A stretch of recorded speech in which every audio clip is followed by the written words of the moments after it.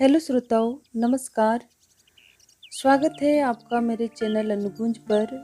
साहित्यिक कहानियों की श्रृंखला में आज सुनेंगे नरेश वर्मा की लिखी कहानी चल खुसरो घर आपने।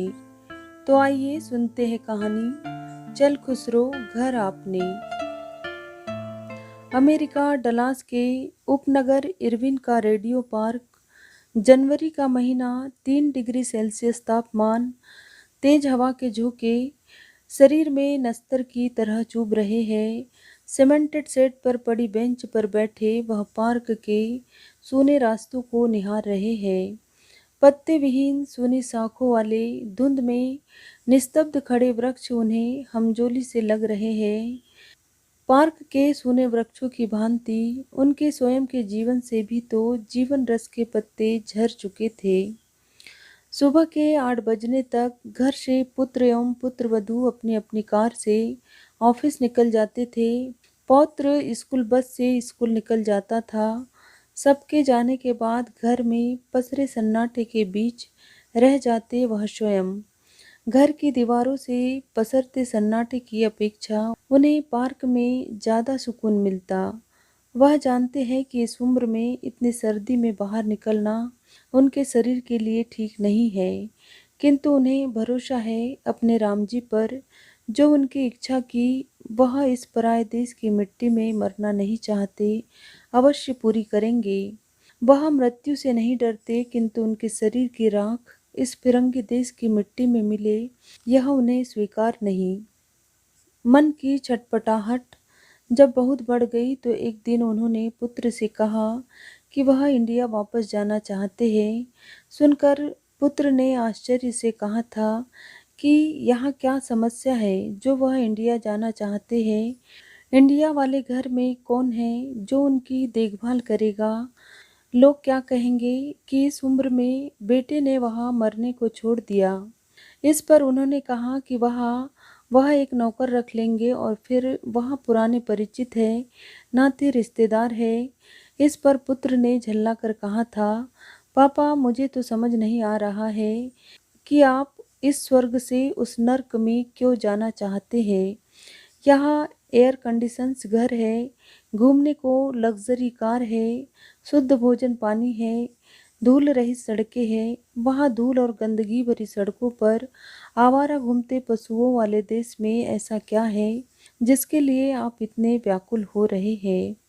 सुनकर वह चुप लगा गए। वह पुत्र से कैसे कहते कि सोने का यह पिंजरा उन्हें रास नहीं आ रहा। वह अपना अंतिम समय उस घर में गुजारना चाहते हैं जिसकी एक एक ईंट पर उनकी पत्नी सविता की यादों की छाप है। वह घर जिसकी चौखट से सविता नई नवेली दुल्हन बनकर आई थी। वह घर जिसकी दहलीज से सविता की अर्थी बाहर निकली थी। वह घर जिसके आंगन में इसी पुत्र ने लड़खड़ाते डगमगाते कदमों से चलना सीखा था। वह घर जो उनकी हर सांस में समाया है। पार्क के धुंधले आकाश से कुछ प्रकाश की किरणें फूटने लगी है। आकाश में कुछ पक्षियों की कतारें उड़ती हुई पूर्व दिशा की ओर जा रही है। वह सोचने लगे कि क्या यह प्रवासी पक्षियों का झुंड है जो आने वाले शीत की आशंका से अपने सुरक्षित बसेरों की ओर जा रहा है। वह स्वयं भी तो एक प्रवासी पक्षी ही है, किंतु उनके पंख तो बंधनों में जकड़े हैं। काश वह भी इन पक्षियों की तरह उड़ पाते, पर मन की उड़ान को कौन रोक सका है। मन का पंछी जा उड़ा 12 वर्ष पुराने उन दिनों की ओर। समृद्धि के देश अमेरिका की सॉफ्टवेयर कंपनी से पुत्र की नौकरी का कॉल लेटर आया था। अड़ोस पड़ोस नाते रिश्तेदारों से बधाइयाँ मिल रही थी। अपने इकलौते पुत्र की इस ऊंची छलांग से वह और सविता फूले नहीं समा रहे थे। मोहल्ले में ही रहने वाले अवस्थी जी और उनकी पत्नी भी मिलने आए थे। अवस्थी का लड़का कई वर्षों से अमेरिका में था और पति पत्नी दोनों स्वयं भी अपने पुत्र के पास अमेरिका रह आए थे। जब से अवस्थी अमेरिका होकर आए थे तब से मोहल्ले वाले उनका अमेरिकी पुराण सुन सुन कर थक चुके थे। अवस्थी को देखते ही मोहल्ले वाले कतरा कर निकल जाते थे कि कहीं फिर से अमेरिकी बखान सुनना न पड़ जाए। किंतु आज उन्हें अवस्थी दंपत्ति का आना अच्छा लगा। जिज्ञासु श्रोता को समक्ष पाकर अवस्थी के अमेरिकी ज्ञान का पिटारा खुल चुका था। भाभी जी, वहाँ की सड़कों पर कोई आदमी नजर ही नहीं आता। सड़क पर बस कार ही कार। सबसे आश्चर्य की बात तो यह कि कोई कार का हॉर्न नहीं बजाता। सड़कें साफ चिकनी, धूल का नामो निशान नहीं। क्या मजाल जो सड़क पर कोई एक तिनका भी फेंक दे, $500 फाइन लगता है। और कथा को लंबा होते देखकर उन्होंने बात काटते हुए कहा, अवस्थी जी, हमें तो यह बताइए कि बेटी के साथ क्या क्या सामान भेजे।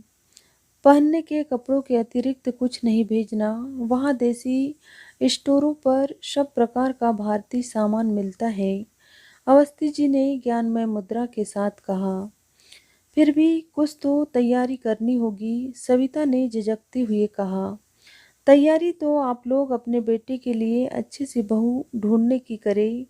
कहीं ऐसा न हो कि बेटा वहीं से कोई गोरी मेम ले आए। अवस्थी जी तो चले गए, पर एक चमकीली स्वप्निल दुनिया की ऐसी कहानियां छोड़ गए जो उन्हें और सविता को गुदगुदाती रही थी। पुत्र के जाने के बाद कुछ दिन तो घर सुना सुना सा लगा था, पर धीरे धीरे जीवन पुनः अपनी नियमित दिनचर्या की पटरी पर दौड़ने लगा था। अवस्थी जी की सलाह के अनुसार इन दिनों सविता पुत्र के लिए वधु खोज अभियान में व्यस्त थी।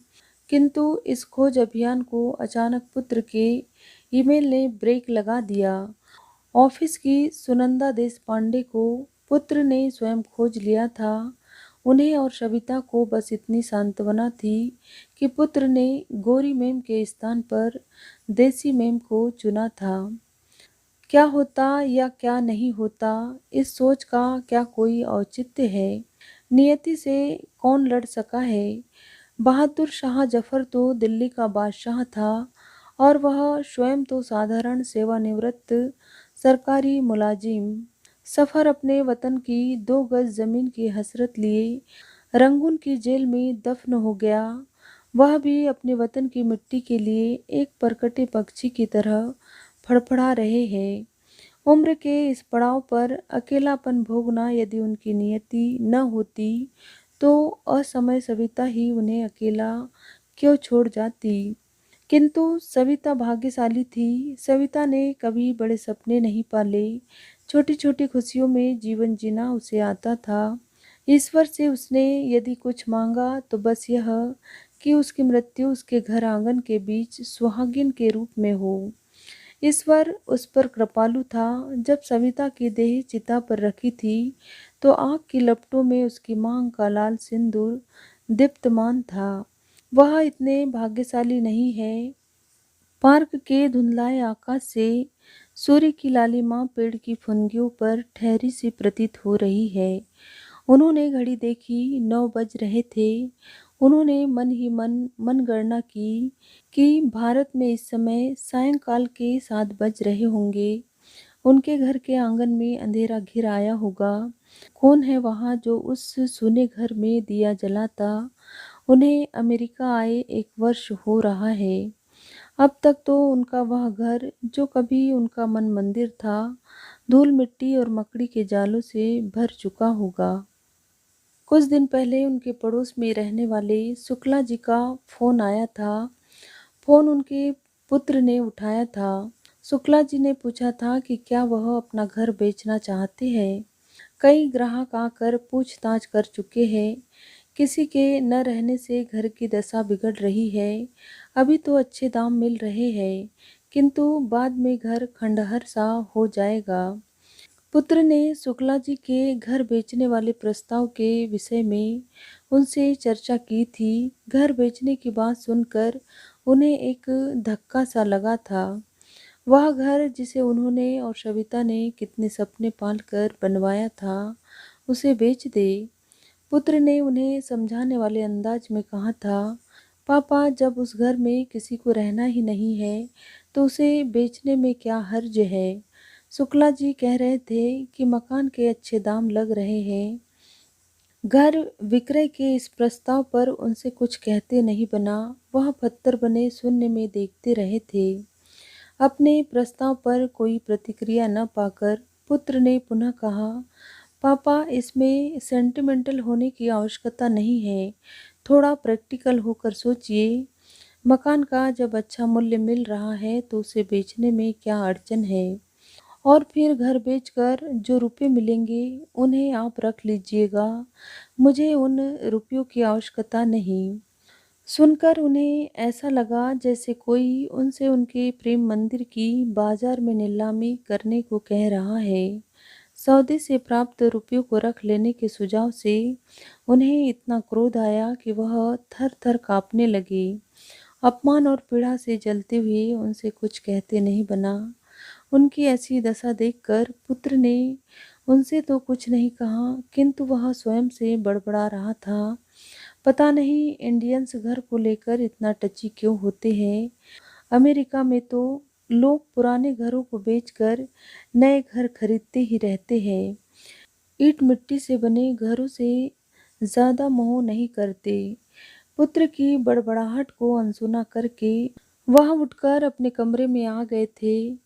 कमरे में आकर वह सुनी आंखों से मेज पर रखी सविता की फोटो को एकटक निहारते रहे थे। कोहरे की घनी धुंध से निकला सूर्य पुनः कोहरे की ओट में जा छुपा था। अंधेरा सा घिर आया था। मन ने पूछा कि इस सुनसान और निर्जन पार्क में अकेले बैठे क्या कर रहे हो। यादों के भंवर में डूबे हुए उन्हें लगा कि वह रो रहे हैं। आंखों के बंद कटोरों से नमकीन धाराएं गालों पर बह रही थी। जेब में रुमाल खोजते हुए वह सोच रहे थे कि पार्क में उन्हें कोई रोता हुआ देखकर कोई क्या सोचेगा। इतना उम्र दराज आदमी बच्चों की तरह क्यों रो रहा है। मन ने कहा, क्यों पोंछते हो इन आंसुओं को, इन्हें बहने दो। यहाँ इस वीरान और सर्द पार्क में कौन है जो तुम्हारी तरफ देखेगा। यहाँ तुम्हारी रुलाई या हंसी सुनने और देखने वाला कोई नहीं। सूनी वादियों और सुनसान सड़कों वाले देश में कौन है जो तुम्हारी ओर देखेगा। वह उठकर भारी कदमों से अपने अपार्टमेंट की ओर चल पड़े। घर का ताला खोला। चाय बनाने का मन नहीं हुआ। सुबह की बनी हुई चाय को माइक्रोवेव में गर्म किया। मेज पर प्लेट से ढका ब्रेड टोस्ट रखा था। चाय और टोस्ट खाकर वह अपने कमरे में चले गए। आज पता नहीं क्यों मन ज्यादा ही उदास हो रहा था। उन्होंने भागवत गीता उठाई और पढ़ने लगे। मोह माया के बंधनों से मुक्ति की राह क्या इतनी सहज है।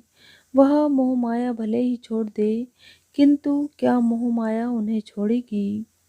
आज शनिवार है। रात के 10 बज रहे हैं। नीचे से टीवी पर चलती किसी इंग्लिश मूवी की आवाजें आ रही है। वह कमरे की बत्ती बुझाकर लेट गए। कमरे की खिड़की के कांच से बाहर सड़क पर लगी स्ट्रीट लाइट की रोशनी छन कर आ रही है। आज न मालूम क्यों मन व्याकुल हो रहा है। पार्क में पूर्व दिशा की ओर उड़ते प्रवासी पक्षियों की कतारों का नजारा आंखों में तैर रहा है। बंधन मुक्त वह पक्षी, उन्हें अपनी बेबसी पर क्रोध आने लगा। क्यों वह इतने आश्रित है। क्यों नहीं तोड़ पाते वह यह बंधन और उड़ जाते उन पक्षियों की भांति अपने निड की ओर। नहीं, अब वह और नहीं सहेंगे। मन में एक दृढ़ निश्चय आकार लेने लगा। कल ही वह पुत्र को अपने निर्णय से अवगत करा देंगे। इस बेगाने देश में अब उन्हें कोई नहीं रोक सकेगा। यदि कोई उन्हें रोकने का प्रयास करेगा तो वह खाना पीना सब त्याग देंगे। अपने निश्चय के साहस से उन्हें आत्मसंतोष का अनुभव हुआ। आंखों के आगे अपने घर की स्मृतियां तैरने लगी। आंखें मुनने लगी थी। अर्ध निद्रा में स्वप्न से तैर आए थे। वह बाजार से सब्जी का थैला लिए चले आ रहे हैं। दरवाजे पर खड़ी दरवाजे पर सविता खड़ी मुस्कुरा रही है। दूरदर्शन पर कोई सीरियल चल रहा है। पलंग पर वह और सविता खाना खाते सीरियल देख रहे हैं। गमगीन दृश्य को देख सविता आंसू पोंछ रही है। सोते हुए उनकी आंखों की कोर से एक बूंद झलक पड़ती है। आज रविवार है। प्रातः के 9 बज रहे हैं। घर निस्तब्ध है। वीकेंड का दूसरा दिन। सब सोए हैं किंतु ऊपर के तल पर पौत्र जाग गया है क्योंकि उसे आज फुटबॉल मैच खेलने जाना है। पौत्र के बगल वाले कमरे से कोई आवाज नहीं आ रही है। पौत्र को आश्चर्य होता है क्योंकि दादाजी तो बहुत सवेरे उठकर संध्या आदि करते हैं। पौत्र धीरे से दादाजी के कमरे का दरवाजा खोलता है। दादाजी गहन निद्रा में निश्चल लेटे हैं। पौत्र दबे पांव नजदीक जाता है। दादाजी की खुली आंखें जैसे शून्य की ओर ताक रही है। पौत्र धीरे से उन्हें हिलाता है किंतु कोई प्रतिक्रिया नहीं। ठंडा निश्चल शरीर, आकाश की ओर ताकती खुली आंखें। पौत्र डरकर चीखता है, पापा मम्मी जल्दी से ऊपर आओ, देखो दादाजी को क्या हो गया है। खाली पिंजरा छोड़कर प्रवासी पंछी उड़ चुका था। धन्यवाद श्रोताओं। तो ये थी नरेश वर्मा की लिखी कहानी चल खुसरो घर आपने। यदि कहानी अच्छी लगी हो तो मेरे वीडियो को एक लाइक और चैनल को सब्सक्राइब जरूर करें। Thank you.